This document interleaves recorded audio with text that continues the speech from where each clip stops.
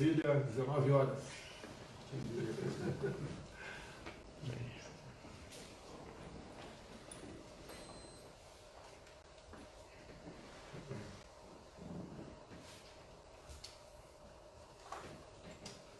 Boa noite a todos.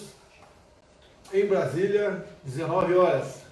Não é a Voz do Brasil, mas é aquela live que nós temos um compromisso de toda semana, às quintas-feiras, nesse horário, entrar em contato com todos vocês do Brasil. Temos boas notícias hoje, fatos novos, temos furos, né, até de jornalísticos aqui, que nós queremos compactuar com todos vocês. Primeiro, a apresentação de quem está na mesa aqui. Lá na ponta direita, o nosso querido ministro da Educação, o Abrão Van Trombeck, tá? Vai falar um pouquinho da nossa visita hoje lá no ministério dele. Toda semana nós visitaremos um ministério para exatamente, né, aprofundar esse nosso laço de amizade e ver como trocar informações de modo que nós possamos, de forma mais direta, colaborar com o respectivo ministério e o ministério também, obviamente, se apresentar mostrando o que está fazendo. Aqui no meu lado, aqui, nosso querido André Mendonça, advogado-geral da União. Em três momentos ele vai interferir aqui falando. Tá? Um, inclusive, é um furo, tá certo? Excelente para todos aqueles que querem transparência para valer em tudo que acontece aqui no serviço público. Aqui a senhora Elisângela, nossa intérprete de Libras, e aqui na esquerda o Vitor Hugo, líder do governo. Tem o que falar sobre Previdência, tá? E bem como decretos. Ele vai se apresentar aqui a deputados, senadores, e para você também, que está na ponta da linha, né? Então ele vai falar um pouquinho sobre decretos presidenciais, que é uma coisa, só não é mais importante do que lei, tá? Está logo abaixo da lei, mas às vezes o decreto mal redigido, ou abusando, né? Ultrapassando os limites, atrapalha a todos. Nós estamos prontos, né? Ele vai dizer por quê, a atender o público, em especial deputados e senadores, para possíveis modificações nesse decreto. Então, depois do Vitor Hugo, ele vai dar o recado dele e vai voltar aqui o nosso querido Jorge Seife Filho, que vai falar um pouquinho sobre seguro-defeso e as novidades no tocante à aquicultura, piscicultura, que era uma coisa esquecida no Brasil. A gente não pode entender como é que pode ter um país com tanta água como o nosso, né? Nós aqui não consumimos mais peixe, né? E ajudar aqueles que têm necessidade de proteínas, consegui-la através da pesca, quer seja artesanal, pesca profissional ou a criação de peixe. Então, um assunto importante, né? Mas de maneira de passagem, hoje, 24 ou 25?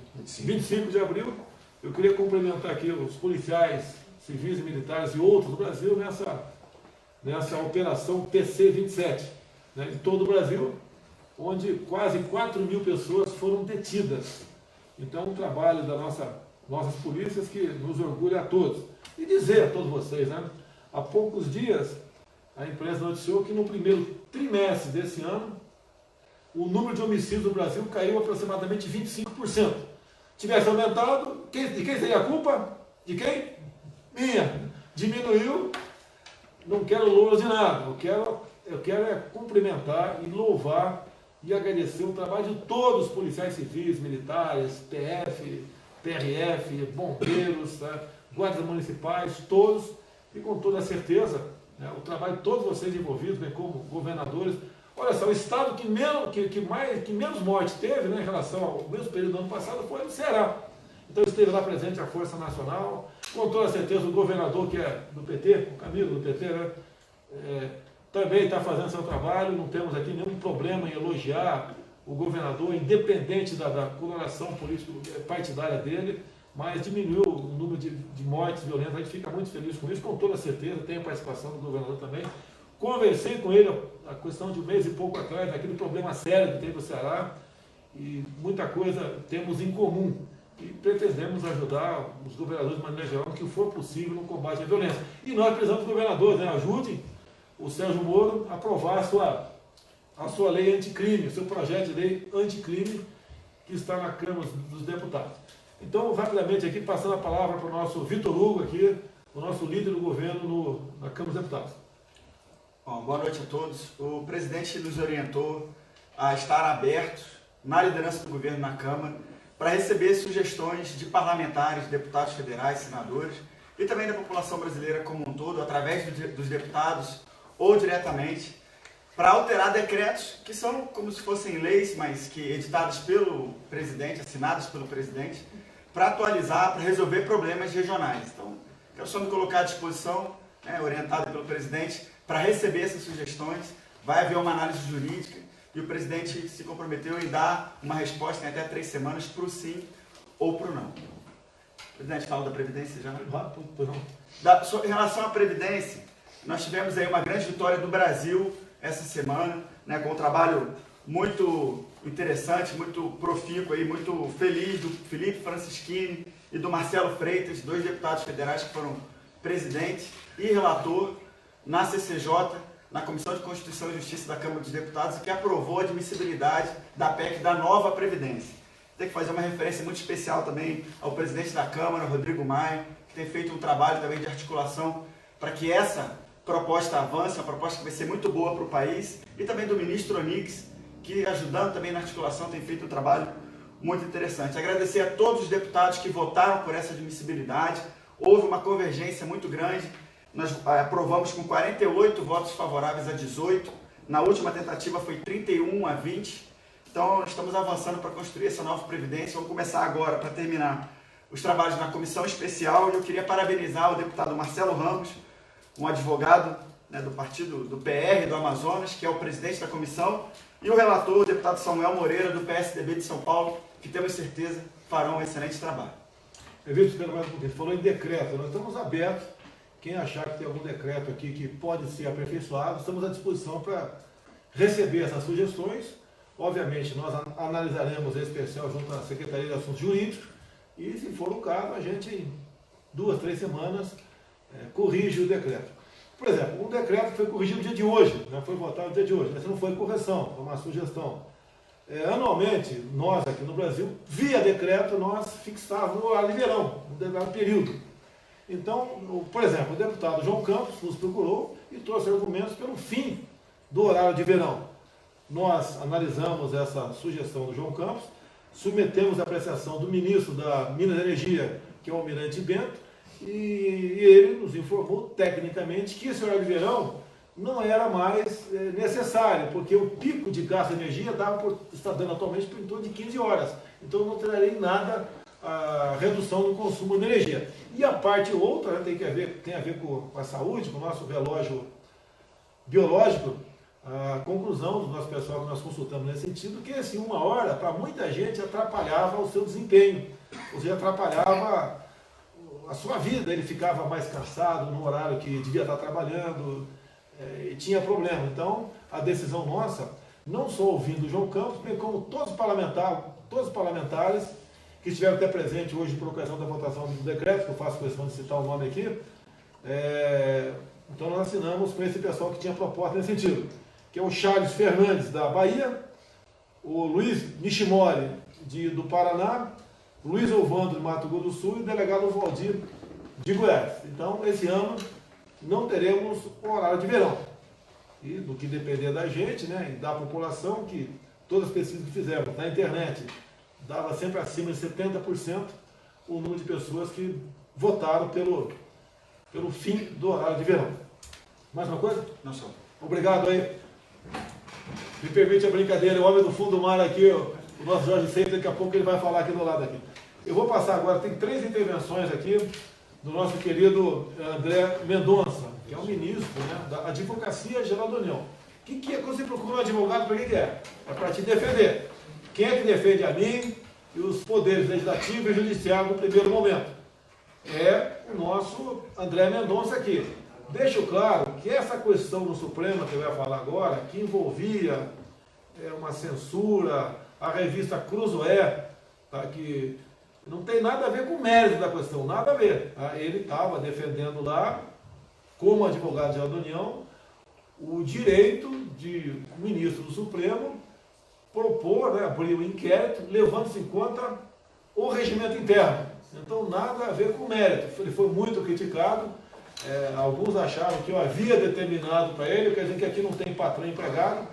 Nós estamos na mesma função, nós estamos no mesmo barco, tá certo? E eu havia determinado que ele defendesse, então, a decisão do Supremo de instalar um inquérito no tocante ao publicado pela revista Cruzeiro. Esse assunto, prossiga, falei. Presidente, obrigado pela oportunidade de estar aqui hoje, a você que nos assiste.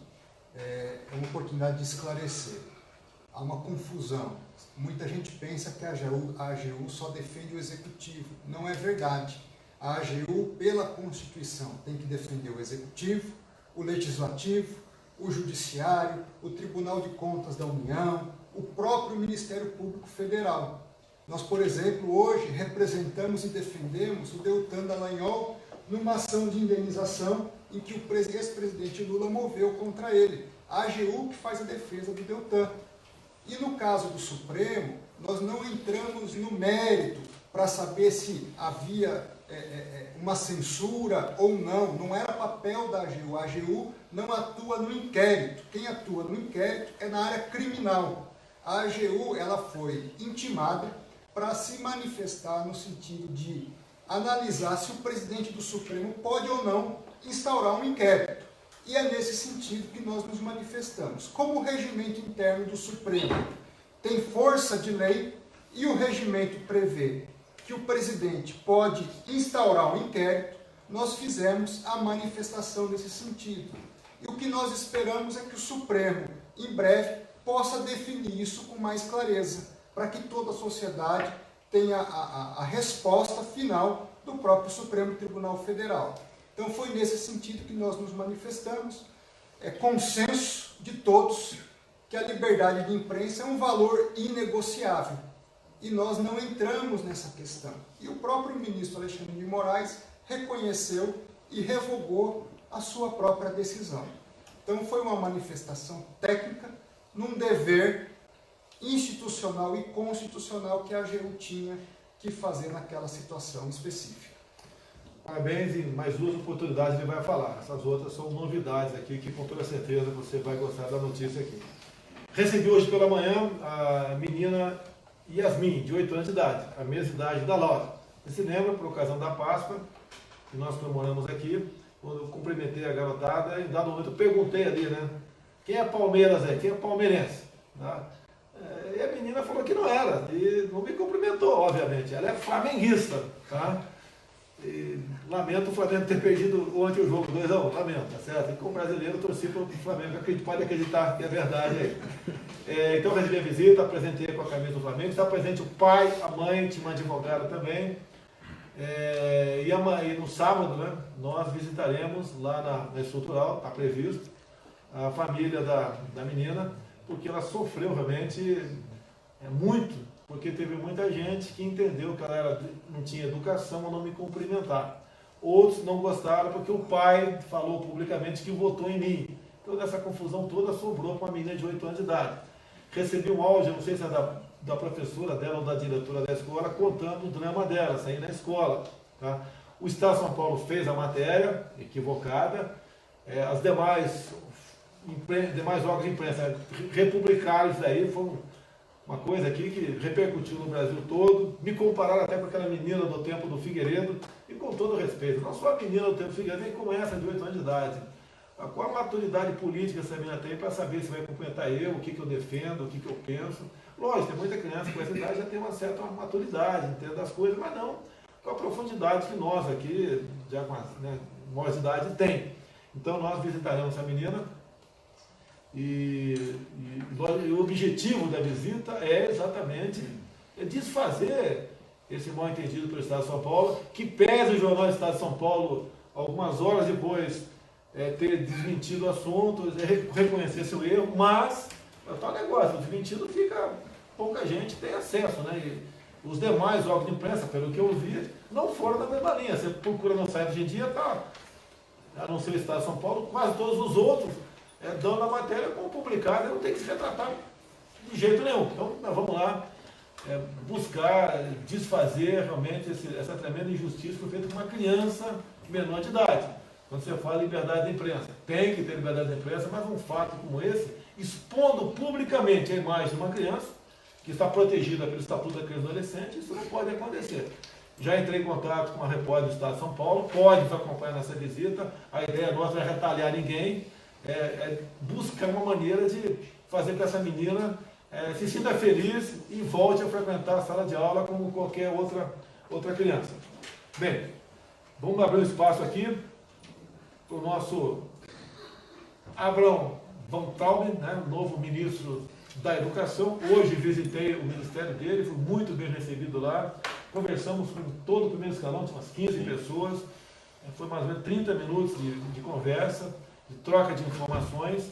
E eu prefiro que o próprio ministro, né, fale alguma coisa que mais interessou dessa nossa visita para você falar para o povo aí, como por exemplo a prova do Enem, entre outras medidas que você está tomando nessa sua iniciação lá nesse importante ministério que é a da educação. Sem dúvida. Obrigado, presidente. Boa noite a todos. A mensagem que eu queria passar nesse mundo novo que a gente vive, a gente está lidando com uma mídia antiga que está passando por uma transição grande, enquanto tem a internet, enquanto tem as mídias sociais que estão mudando e vão mudar muito mais a forma como a gente está se comunicando como sociedade, entre nós pessoas. Por isso que esse instrumento é tão importante. A mídia tradicional e também um pouco de algumas outras preocupações levantaram a possibilidade de não haver Enem esse ano. Veja, nós como governo temos a preocupação de deixar vocês aí na sua casa, senhor, senhora, em paz para cuidar dos problemas que vocês já têm no dia a dia. Vocês já têm que pagar um monte de conta, já têm que correr atrás de problema de saúde, emprego. Então, nossa tarefa é justamente evitar qualquer surpresa negativa nesse sentido. Problema tem todo dia, todo mundo tem os seus. Nosso trabalho é evitar que ele chegue até vocês. Havia uma possibilidade, essa possibilidade foi afastada, o TCU foi muito parceiro em compreender o problema e, assim, risco de não ter Enem esse ano está totalmente afastado. Então, para as pessoas que vão prestar esse ano, jovens ou pessoas mais velhas que vão prestar, podem continuar estudando. E aí uma dica que eu vou passar para vocês. Acho que questões ideológicas, muito polêmicas como no passado, não vão acontecer esse ano. Minha sugestão, foquem mais na técnica de escrever, interpretação de texto, foquem muito em matemática, ciências, em realmente no aspecto que a gente quer desenvolver, o conhecimento científico, a capacidade da pessoa de desenvolver novas habilidades. Essa é a minha recomendação. Quanto à visita, o presidente foi lá, foi muito bem-vindo, inclusive pelos funcionários do MEC, apesar de toda essa desconstrução que eles tentam criar da nossa imagem, o presidente foi muito bem recebido por todos os funcionários, desde os técnicos, os analistas, as pessoas mais simples estavam lá na recepção. O presidente saiu, foi abraçá-los, subiu, foi falar com os técnicos. A gente está com uma série de planos, a gente está com muitas mudanças que vão acontecer em breve, positivas todas elas, para a maioria da população. Evidentemente tem coisas que a gente não concorda, a gente vai mudar, mas tudo dentro da lei. O direito de todos será respeitado. O nosso objetivo é atender a população como um todo. Esse governo chegou aqui com a grande maioria da população apoiando ela na urna, mas a gente governa para 100% da população. Nosso objetivo é respeitar e devolver para a população o imposto que ela paga. A educação é paga pelo imposto que você tem quando você compra um celular. Quando você paga a sua linha de telefone, tem imposto. Na luz da sua casa, tem imposto. Esse imposto vai para o governo federal, estadual, municipal, para te devolver, entre outras coisas, que é no meu caso a minha pasta, a educação. A gente tem sim que melhorar a qualidade da educação no Brasil, com a grande quantidade de impostos que a gente já arrecada. Essa é a minha mensagem. Estudem para valer e estudem coisas sem direcionamento ideológico como havia no passado. O Brasil vai mudar, já mudou e vai mudar cada dia mais, com calma, sem rupturas, sem nada que atrapalhe a vida dos outros. Obrigado, presidente. Ministro, o que tira um homem ou uma mulher da situação difícil que se encontra é o conhecimento. O que nós queremos que na ponta da linha, né, os nossos filhos sejam melhores do que nós. É a satisfação, com toda certeza, de um pai e de uma mãe, ver um filho bem-sucedido que termine um curso técnico ou um curso superior com a bagagem de conhecimento que ele pode enviar aquela ficção.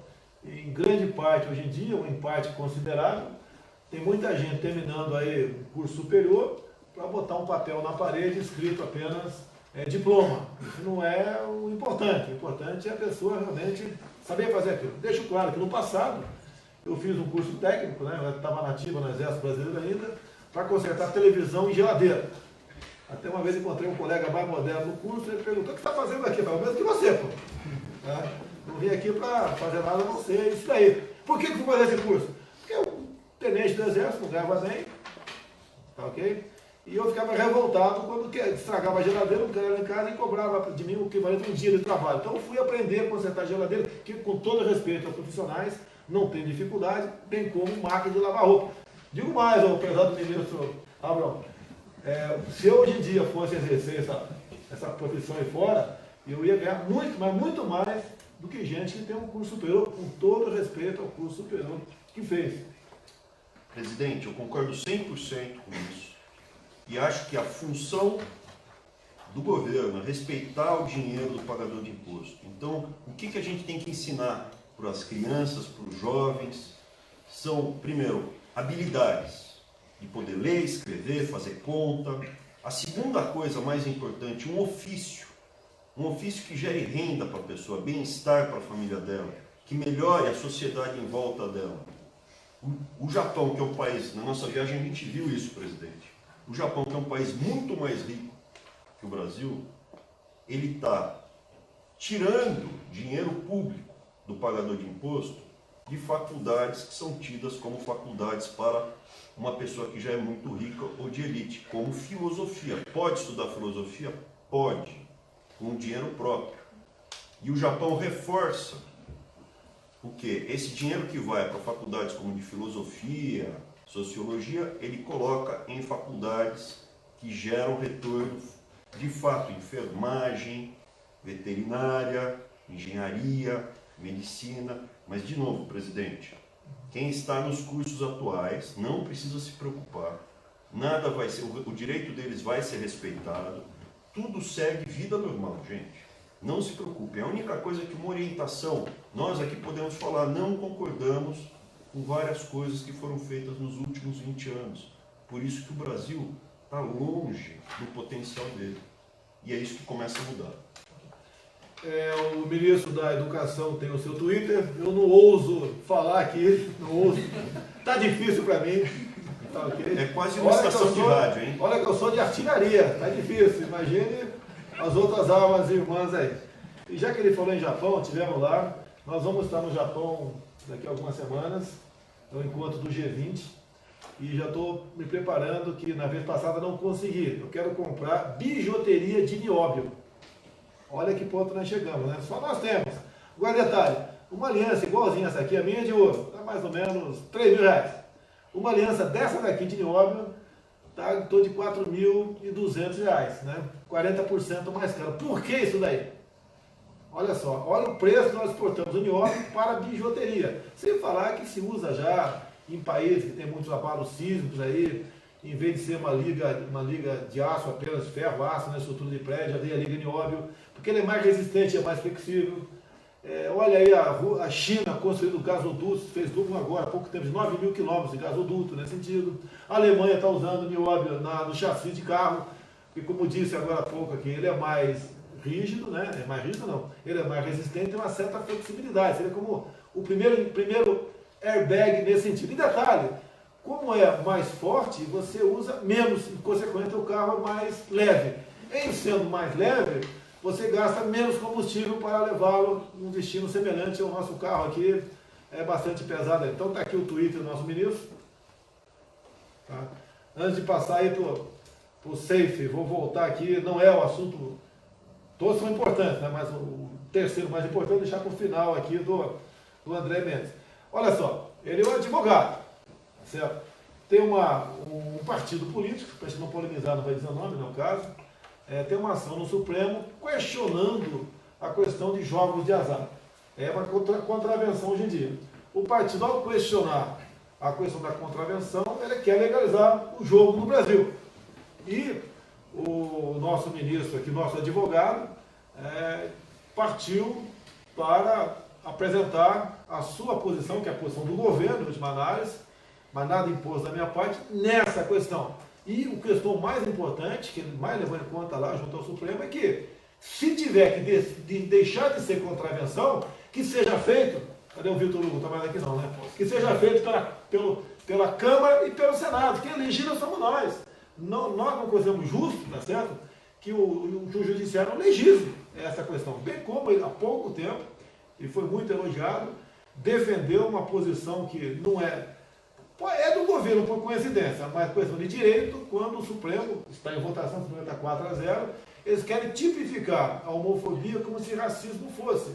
Ou seja, o Supremo estaria ressuscitando aquele famigerado PLC 122, a questão da homofobia, que o pessoal lembra muito bem como foi tratado no passado, e o parlamento decidiu que, ao não legislar, estava legislando, porque não tomar posição no assunto também faz parte do parlamento. É isso daí. Então, André, por favor, fala a questão do jogo de azar no Brasil, que você tomou sua posição em nome do governo junto ao Supremo Tribunal Federal no dia de hoje. Obrigado, presidente. Essa é uma questão importante, social, que afeta o dia a dia da sua vida, em vários sentidos. Primeiro, o jogo de azar é uma porta de entrada para lavagem de dinheiro, atividades ilícitas, ocultação do patrimônio ilícito. Então, tem esse aspecto relacionado ao crime. Um outro aspecto importante, social, gera o vício. Quantas histórias você já ouviu de pessoas que se apegaram ao vício, perderam o seu patrimônio, deixaram sua família na miséria, sem seu filho poder estudar adequadamente, levar dinheiro para casa, com comida, com educação. Então, nós não podemos aceitar que o jogo de azar venha a ser lícito.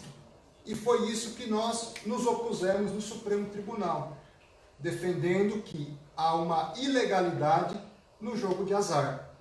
Defendemos isso, vamos continuar defendendo, mas ainda que houvesse alguma possibilidade de discussão do assunto, caberia, como disse o presidente, ao Congresso Nacional. Então, presidente, seguimos firme nessa defesa perante o Supremo quanto à ilicitude, à ilegalidade do jogo de azar. Ele vai voltar para o último caso daqui a pouco, né? Antes, dizendo para vocês, tivemos um café da manhã com jornalistas hoje, em torno de 15 jornalistas, metade, né? Metade não dá 7,5, né? Mas a maioria aqui era de revistas. E eu pedi autorização para eles, nós filmamos tudo, pedi autorização para todos eles, e eles concordaram que nós pudéssemos publicar. É quase 1 hora de bate-papo, nós estamos acertando aqui com o Carlos, aqui, que tem o canal nosso YouTube, para publicar isso daí. Quem tiver tempo, acho que vale a pena para conhecer um pouquinho do jornalismo, foi uma conversa bastante saudável, salutar, foi excepcional. E também, né, a primeira pergunta, logo no começo, uma jornalista, uma senhora, perguntou o seguinte: por que você está há 3 dias sem o Twitter, sem o Facebook, etc. O Carlos está bloqueando, está censurando você? Eu falei, a resposta foi a seguinte: olha, até há pouco tempo vocês estavam massacrando, dando pancada em mim, dizendo que eu devia governar e não ficar no Twitter. Fiquei agora 3 dias sem o Twitter, você está reclamando, quer que eu volte? Bem, sem problema nenhum com o Carlos, tem sua posição, tem sua liberdade para expor as suas ideias no Twitter, onde for, assim como outra pessoa qualquer. Então, vale a pena, quem tiver tempo, né, assistir isso brevemente no nosso canal do YouTube. Vou passar agora para o jovem, que até o momento foi a única indicação minha, sem ser ministro, né, para a secretaria, nosso secretário da Pesca, que vai falar um pouquinho sobre novo cadastro nacional de pescadores. Aquela história do seguro defeso. Tem muita fraude aí. E nós temos um compromisso de combater a fraude. Ele vai falar sobre isso aí melhor do que eu. Safe. Bora aí. Nosso querido presidente, nosso capitão, muito obrigado pela oportunidade. Pessoal, na semana passada o presidente levantou essa questão que nós estamos tratando desde o primeiro dia de governo, que é a questão do seguro-defeso, né? Lá atrás, desde 2014, e foi repetido os testes em 2017, as estatísticas, as pesquisas, a CGU, Controladoria Geral da União, detectou que de 66% para mais são fraudes os recebedores, ou seja, as pessoas estão recebendo um benefício que não lhes cabia direito. Nós queremos, né, tirar algum benefício do pescador? Não, nenhum benefício nós queremos cortar, que isso fique bem claro, mas óbvio que nós, pegando carona com o que o nosso ministro da Educação, Abraham, falou, nós queremos respeitar o dinheiro público, respeitar os impostos que o brasileiro paga. Não é possível que num programa social, no mínimo 66%, seja fraude. É dinheiro nosso indo para o ralo, indo para pessoas que não são pescadores. Então o que acontece? Um grupo liderado pela CGU envolve outros órgãos do governo federal, a saber, INSS, Ministério da Economia, a nossa Secretaria de Aquicultura e Pesca, inclusive Ministério da Justiça, Polícia Federal. Então está sendo feita uma força-tarefa, estudos, né? Porque infelizmente no velho Brasil, desde 2014 a CGU estava falando, olha, tem problema nesse benefício, vamos corrigir. Olha, tem 2017, ou seja, 3 anos depois, voltou a repetir a mesma informação. Então o assunto não é novo, não é um assunto do governo Jair Bolsonaro, é um assunto antigo que simplesmente nós estamos tratando com respeito à questão dos impostos brasileiros. Então o que será feito? Nós estamos fazendo um novo sistema, ele fica pronto aí até início de junho, tá certo? E esse sistema nós faremos um recadastramento nacional dos beneficiários do seguro-defeso. Muitas pessoas essa semana, depois da live, na semana passada do presidente, entrou em contato com a nossa secretaria, através também das redes sociais, falando, olha, eu recebo seguro-defeso, mas eu não quero estar ilegal, não quero fazer coisa errada. Como é que eu sei se eu tenho direito ou não a seguro-defeso? Então, uma dica bem simples e bem fácil para você saber se você tem direito ao seguro-defeso.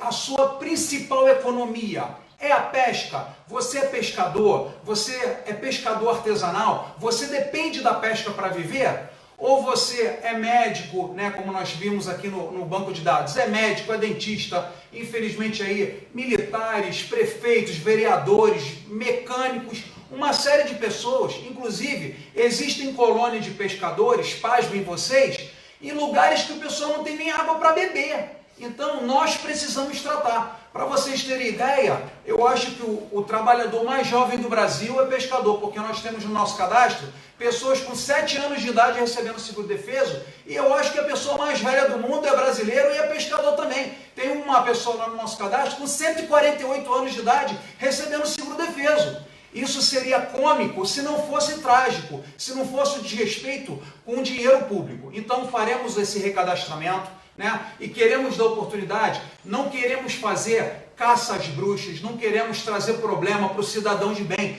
Muitas pessoas foram induzidas a receber, a se inscrever no seguro-defeso. Não é o nosso objetivo. São 3 bilhões de reais, quase 3 bilhões de reais, do dinheiro do brasileiro, que podia estar construindo estrada, podia estar construindo hospitais, creches, tantas coisas que nós carecemos, ou investindo na aquicultura, na piscicultura, em tantas coisas que estão indo indevidamente para as pessoas. E, capitão, existe ainda um aspecto ainda mais nocivo da questão do seguro-defeso. Ele conta para tempo de aposentadoria. Ou seja, pessoas hoje estão recebendo seguro-defeso indevidamente, 66%, e depois, lá na frente, na velhice, ainda vão gozar da aposentadoria com que não tinham direito. Então, nós estamos fazendo o cadastramento.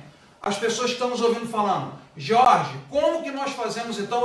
Eu não trabalho com pesca, eu já trabalhei, fui induzido, nós sabemos disso, muitas pessoas foram induzidas, infelizmente, em épocas eleitorais, nós sabemos disso. Como que nós podemos fazer? Você vai procurar a sua colônia de pescadores, que é um grande parceiro nosso, colônias, federações, confederações, você vai procurá-los e vai falar assim, olha, eu não sou mais pescador, ou eu nunca fui pescador, não quero problema com falsidade ideológica, não quero problema com a justiça brasileira, por favor, retire meu nome. Porque quem fornece a lista de nomes para o INSS são as entidades coligadas ao INSS, que são as colônias.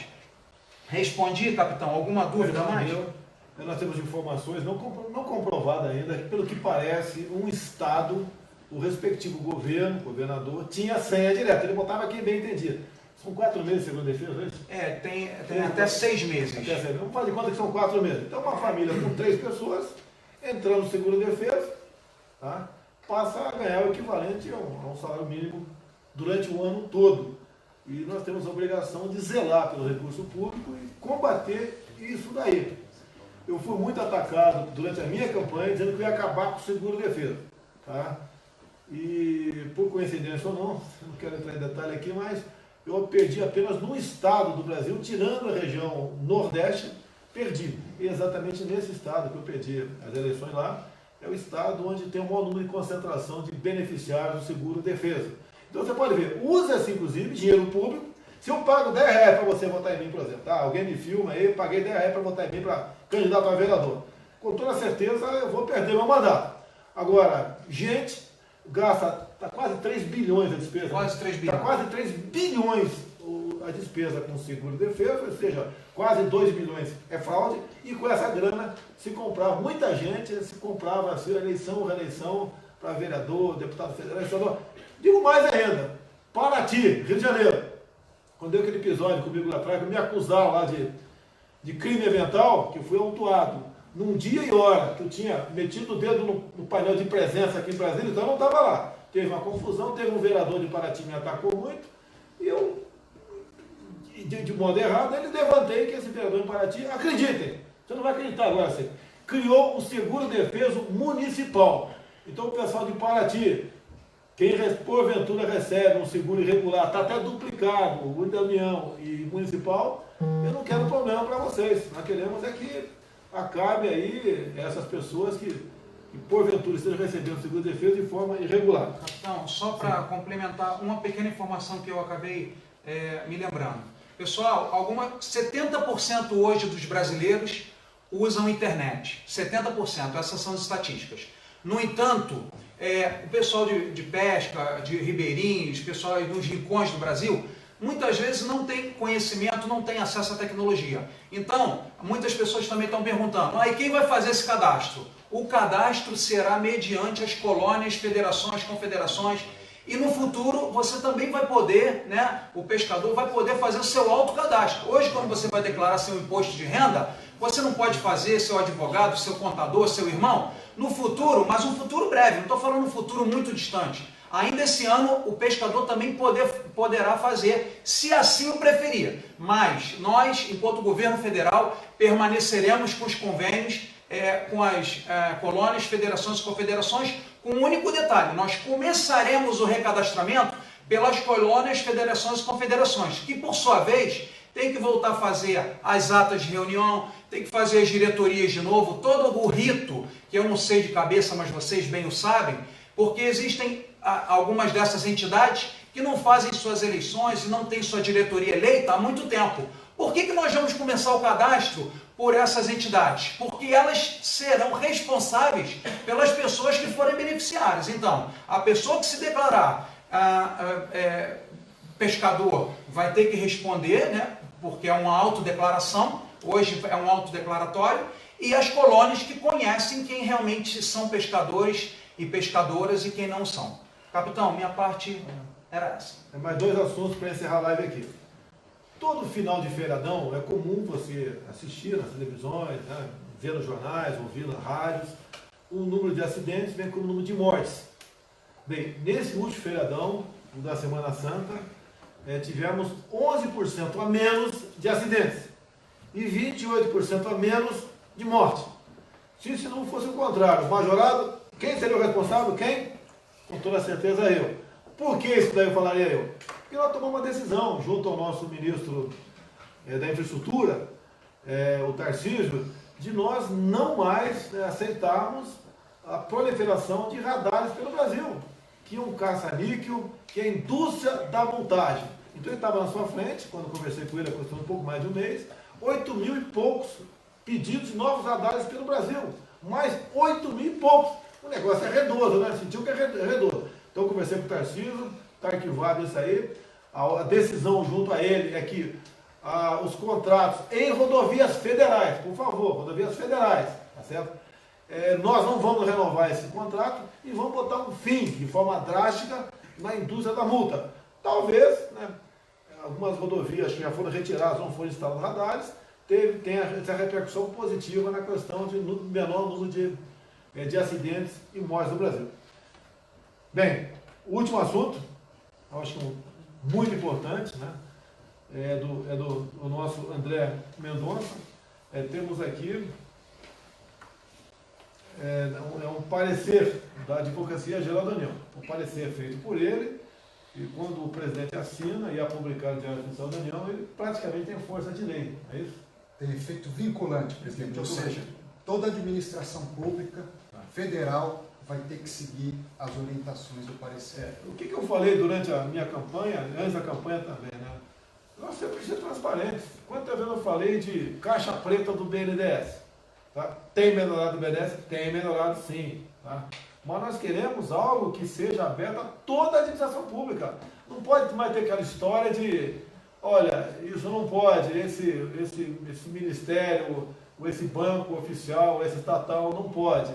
Então, o André teve a iniciativa, juntamente com os seus colegas da Advocacia da União, e fizeram um parecer aqui que eu vou assinar agora, mas antes eu quero que ele explique, na verdade, né, com linguagem técnica e compreensível por todos, o que é que eu estou assinando agora em primeira mão para todos vocês aí.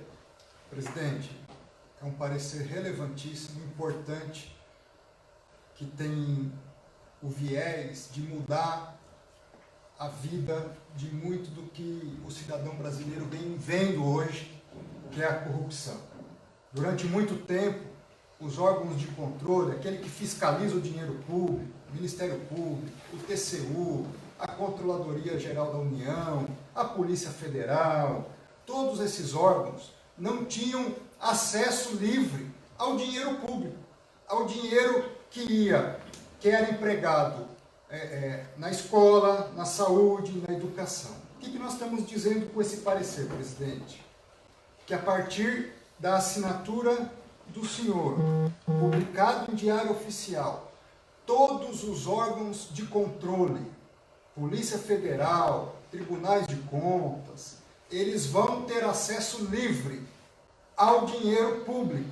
Ou seja, tem um dinheiro que foi repassado lá para o BNDES, ou lá para o município, lá para o Estado, da União, esses órgãos de controle vão ter acesso livre. Não vai poder ser defendido que não pode ter acesso por causa do sigilo bancário. Não tem sigilo bancário a partir dessa assinatura, presidente, em relação ao dinheiro público federal. O senhor vai agora assinar um ato, a partir desse ato, todas as vezes, por exemplo, o BNDES vai emprestar um dinheiro para Cuba, para a Odebrecht, para a construtora, para um outro banco, os órgãos de controle vão poder ter acesso a toda a documentação. Quanto foi depositado, por que foi depositado, quem recebeu, por que recebeu, quais os atos que estão envolvidos, se justificava ou não justificava. Ou seja, tudo aquilo que vinha acontecendo de ilegal por baixo dos panos, agora o dinheiro público nós vamos ter como identificar por que está indo e para quem está indo. Presidente, para assinar um ato desse é muito simples, mas é preciso vontade política e coragem. E o senhor está tendo coragem e vontade política. Como cidadão e como advogado do Estado brasileiro, nós só temos a agradecer a coragem que o senhor está tendo para dizer agora que o dinheiro do cidadão, o Tribunal de Contas, a Polícia Federal e a Controladoria vão ter direito a ver por que esse dinheiro público está sendo destinado para aquela finalidade. É um novo patamar. Há alguns anos atrás, presidente, eu tive que entrar com uma ação contra o Banco do Brasil, a pedido da Polícia Federal, para a Polícia Federal poder ver na conta do Banco do Brasil para quem estava indo o dinheiro que nós, cidadãos, pagamos. Isso acaba hoje, presidente da República. Muito obrigado, como cidadão brasileiro, por essa determinação do senhor. Prezado André, parabéns a você e, por favor, extensivo a todos os servidores da Advocacia Geral da União. Com muito orgulho e satisfação, eu uso aqui a minha compacto para assinar um documento tão importante como esse.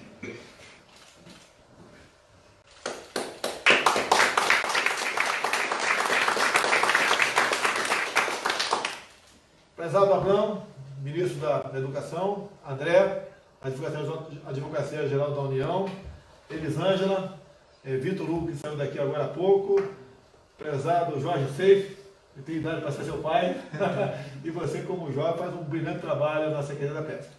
E a você que está nos ouvindo, muito obrigado pela audiência, pelo carinho e pela consideração. Brasil acima de tudo, Deus acima de todos. Até quinta-feira, se Deus quiser.